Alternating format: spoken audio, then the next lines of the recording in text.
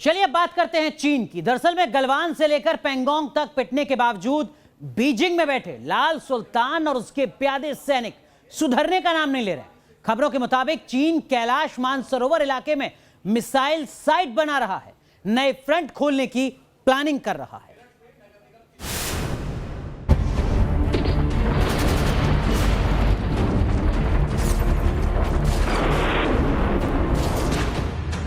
हिमालय के शिखर पर चीन का दुस्साहस।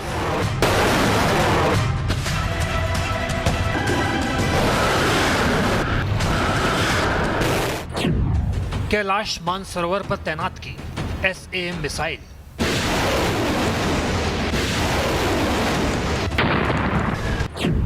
सैटेलाइट तस्वीरों से हुआ चीन की साजिश का खुलासा।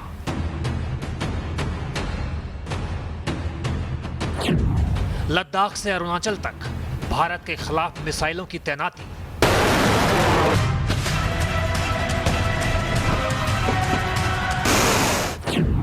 लद्दाख के अलावा 5 नए फ्रंट खोलने की फिराक में है ड्रैगन।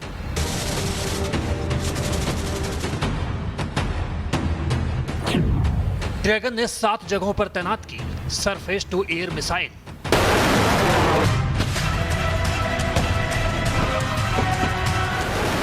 पिथौरागढ़ से मिसाइल साइट की दूरी 100 किलोमीटर से भी कम।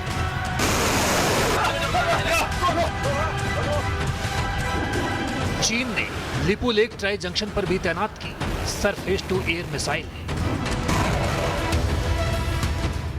गलवान से पेंगोंग तक हिंद के बलवानों से रीढ़ की हड्डी तुड़वाने के बावजूद बीजिंग के लाल सुल्तान की हिमाकत जारी है। चीनी एयरफोर्स भारत से सटे समूचे बॉर्डर पर हवाई कलेबंदी को मजबूत कर रही है।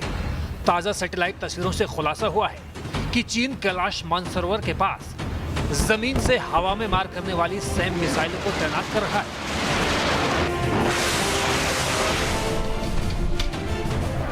माना जा रहा है कि भारतीय वायुसेना में राफेल लड़ाकू विमानों के शामिल होने के बाद से चीन डरकर अपनी हवाई सीमा को मजबूत बनाने में जुट गया है। पूर्वी लद्दाख से लिपू लेक तक सरफेस टू एयर मिसाइल की तैनाती का एक ही मकसद है, राफेल को टारगेट करना। इसी बीच इंटेलिजेंस रिपोर्ट से खुलासा हुआ है कि चीन उत्तराखंड और हिमाचल के करीब आधा दर्जन जगहों पर नए फ्रंट खोलने की फिराक में है। ये इलाके हैं चुआ चूजे, शिपकीला, निलांग जंधाक, बराहोती, लफताल और लिपू लेक का इलाका। चीन के इस पैंतरे के बाद भारत ने सीमा पर सैनिकों की तैनाती बढ़ा दी है। हिमाचल के किन्नौर के अलावा बॉर्डर एरिया में ITBP और सेना के जवानों की संख्या में इजाफा किया गया है। इसके अलावा सरहद की निगरानी के लिए हेलीकॉप्टर का इस्तेमाल किया जा रहा है। एक तरफ चीन की साजिश जारी है तो दूसरी तरफ हिंद के रणबांकुरे उनकी हर हिमाकत को सबक सिखाने के लिए तैयार है। Team news nation. दरअसल में चीन की इस साजिश के पीछे चीन की वो बौखलाहट है जो पेंगोंग में चीनी सैनिकों की पिटाई के बाद सामने आ रही है। अब चीन छटपटा रहा है, बौखला रहा है और चीन का मीडिया लगातार प्रोपेगेंडा फैला रहा है, ये कहते हुए कि 1962 से बुरी स्थिति इस बार हिंदुस्तान की होगी। शायद चीन ये भूल रहा है कि ये 2020 है और हिंदुस्तान एक उभरती हुई ताकत।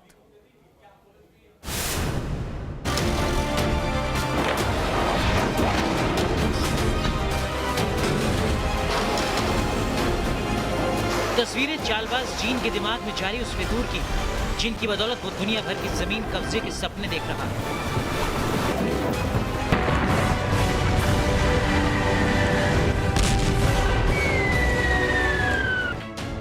लेकिन गलवान से लेकर पेंगोंग तक हिंद के पराक्रमी सैनिकों से पिटने के बाद अब वो झूठ और प्रोपेगेंडा का सहारा ले रहा है।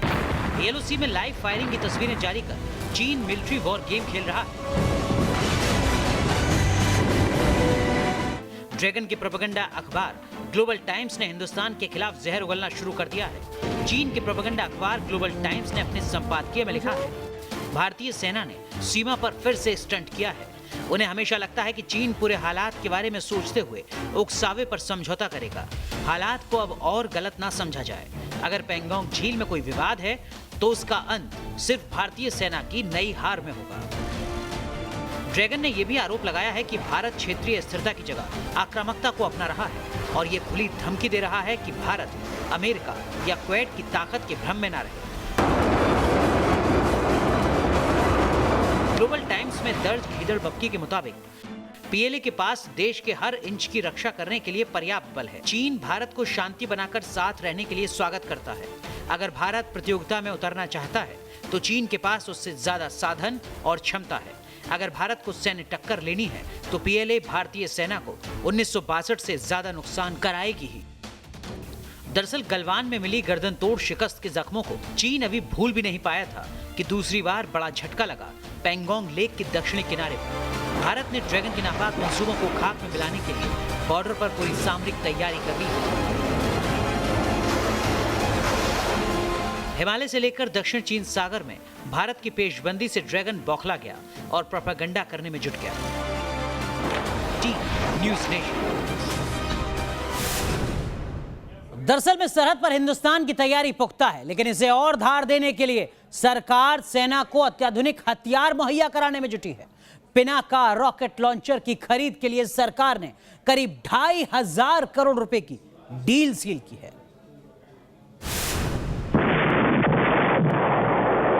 ये नए हिंदुस्तान का बाहुबल है जो लाल सेना की हर हिमाकत के लिए मौत का पैगाम लेकर आई है।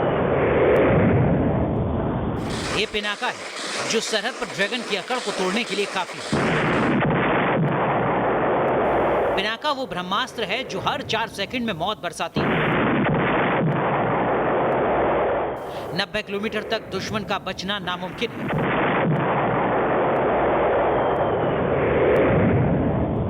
चालबाज चीन को एलएसी पर जवाब देने के लिए भारत सरकार ने करगिल वॉर के हीरो पिनाका की बड़े पैमाने पर खरीद की डील सील कर दी है।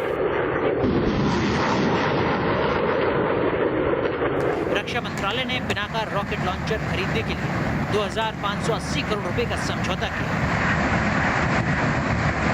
रक्षा मंत्रालय ने 6 आर्मी रेजिमेंट के लिए 2580 करोड़ रुपए की लागत से पिनाका रॉकेट लॉन्चर खरीदने के लिए 2 घरेलू रक्षा कंपनियों के साथ समझौता किया।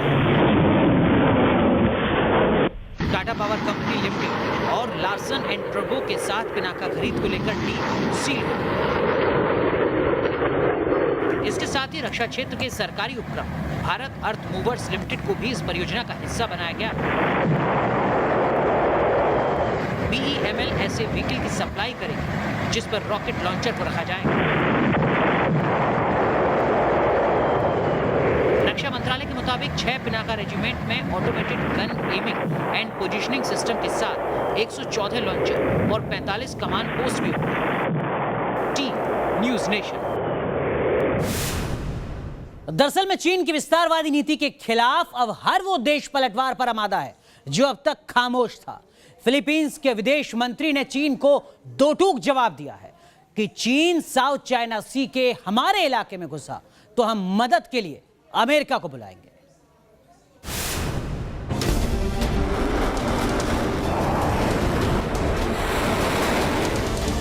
दक्षिण चीन सागर में चीन की हिमाकत को मिलेगा मुंह तोड़ जवाब।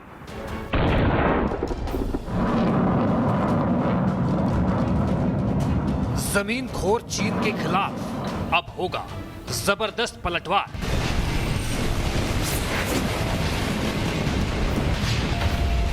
फिलीपींस की चीन को दो टूक।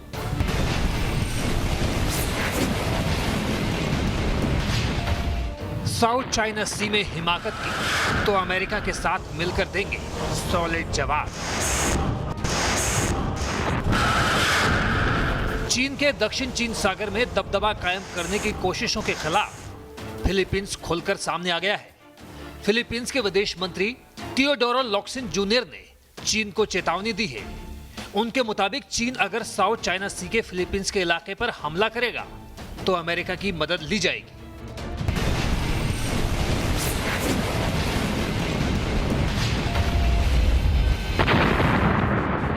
फिलीपींस के पोत साउथ चाइना सी के अपने हिस्से में गश्त जारी रखेंगे। इससे पहले चीन ने साउथ चाइना सी में स्पोर्टली आइलैंड के पास फिलीपींस के पोतों की मौजूदगी पर आपत्ति जताई थी। अमेरिका और फिलीपींस में 1951 में रक्षा समझौता हुआ था। इसके तहत हमला होने के हालात में दोनों देश एक दूसरे की मदद कर सकते हैं। रोड्रिगो दुर्तेते के राष्ट्रपति बनने के बाद पहली बार फिलीपींस ने चीन से बचने के लिए अमेरिका से हुए समझौते का इस्तेमाल करने की बात कही है। साउथ चाइना सी में फिलीपींस और चीन के बीच थिटू आइलैंड को लेकर लंबे वक्त से विवाद है। थिटू आइलैंड को चीन अपना हिस्सा बताता है, वहीं फिलीपींस इस पर अपना हक होने की बात कहता है। इंटरनेशनल ट्रिब्यूनल ने 2016 में थिटू आइलैंड को फिलीपींस का हिस्सा बताया था। इसके बावजूद चीन की नेवी फिलीपींस के मछुआरों को इस समुद्री क्षेत्र में आने से रोकती है। इससे खफा फिलीपींस ने अब चीन को दो टूक जवाब दिया है। मतलब जमीन खोर चीन की दाल अब दुनिया के किसी हिस्से में नहीं गलने वाली है। Team news nation.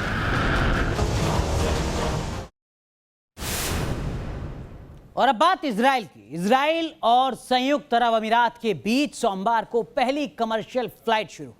दोनों देशों के बीच राजनयिक संबंध शुरू होने की घोषणा के बाद इस पहल को काफी बड़ा कदम माना जा रहा है। कॉकपिट विंडो पर लगे संयुक्त अरब अमीरात, अमेरिका और इजराइल के लहराते फ्लैग के साथ अबुधाबी एयरपोर्ट पर उतरे इजरायली विमान ने जैसे ही एरोड्रम को चूमा, इतिहास बन गया।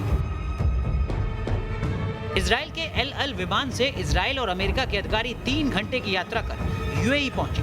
इस विमान को सऊदी अरब के एयर स्पेस से जाने की इजाजत दी गई, जहां से आमतौर पर इजरायली विमान नहीं उड़ते हैं। फ्लाइट नंबर LY971 में अमेरिकी राष्ट्रपति ट्रंप के दामाद और मध्य पूर्व मामलों के सलाहकार जॉरेड कुशनर के साथ इजराइल के राष्ट्रीय सुरक्षा सलाहकार मीर बेन शब्बात भी थे।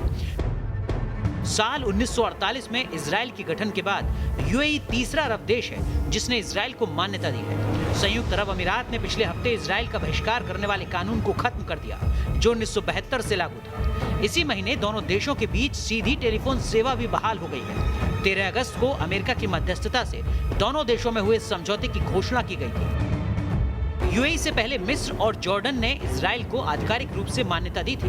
यूएई के साथ इजराइल के समझौते का फिलिस्तीन ने विरोध किया है। हालांकि अमेरिका समेत कई बड़े देश इसे अरब वर्ल्ड के साथ इजराइल के सुधरते रिश्ते के तौर पर देख रहे हैं। Team news nation.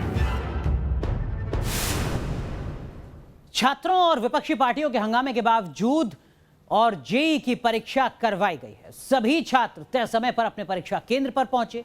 बड़े कड़े नियम कायदों के बीच बच्चों की एंट्री हुई। कोरोना के चलते सरकार की तरफ से इंतजाम भी पूरे किए गए।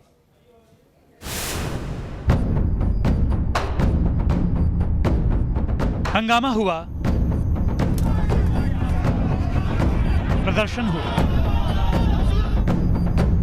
जेईई एग्जाम ना कराने की गुहार लगाई गई। ये एग्जाम पोस्टपोन कर देनी चाहिए। मेरे हिसाब से तो एग्जाम नहीं होना चाहिए। प्लीज एग्जाम को पोस्टपोन करा जाए। कोरोना के चलते विपक्षी पार्टियों ने सरकार पर बच्चों के जीवन से खिलवाड़ के आरोप लगाए, लेकिन इन सब बातों को सरकार ने नहीं माना, बल्कि ऐसे इंतजाम किए जिससे बच्चों को जरा भी दिक्कत ना हो। कैंडिडेट को बोला जाता है कृपया लाइन से खड़ा रहिए सोशल डिस्टेंस के साथ। कोरोना काल में जेईई मेंस की परीक्षाएं शुरू हुई। आज सुबह तय वक्त से 1 घंटा पहले स्टूडेंट अपने सेंटर्स पहुंचे, जहां पर कोरोना को मात देने के लिए पूरे इंतजाम किए गए हैं। नेशनल टेस्टिंग एजेंसी ने इन परीक्षा को लेकर पुख्ता इंतजाम किए हैं। परीक्षा केंद्रों के बाहर उम्मीदवारों को नए मास्क दिए गए, सैनिटाइजर और थर्मल चेकअप के बाद सेंटर में भेजा गया और एग्जाम रूम में भी बच्चों की सेहत का पूरा ध्यान रखा गया और सिटिंग अरेंजमेंट्स में भी खासी दूरी रखी गई। एग्जाम देने वाले बच्चे जब बाहर आए तो पेपर और सरकार की इस व्यवस्था पर काफी खुश नजर आए। पहले में और इस बार में काफ़ी फ़र्क रहा। पहले तो काफ़ी करीब बैठते थे, लेकिन इस बार बच्चे भी कम थे और जो साफ़ सफाई का पूरा ख्याल था, सब चीज़ों मतलब पहले के मुकाबले बहुत ज़्यादा एहतियात की गई। Ma'am first of all exam तो अच्छा था, better than I expected. Distance maintain किया, सैनिटाइज कराया 2-3 बार और मास्क पहनाया, दूसरा मास्क दिया। अच्छा था, मतलब हर सीट के बीच में डिफरेंस था, सैनिटाइज प्रॉपर हुआ है, बढ़िया था सब कुछ। इन्होंने काफ़ी अच्छे से मेंटेन करके रखा था। इन परीक्षाओं की तारीख न टालने पर सरकार का तर्क था कि ये परीक्षाएं कई छात्रों के भविष्य के लिए बहुत जरूरी है और इनको टालने से बच्चों को दिक्कतें होंगी। Team news nation.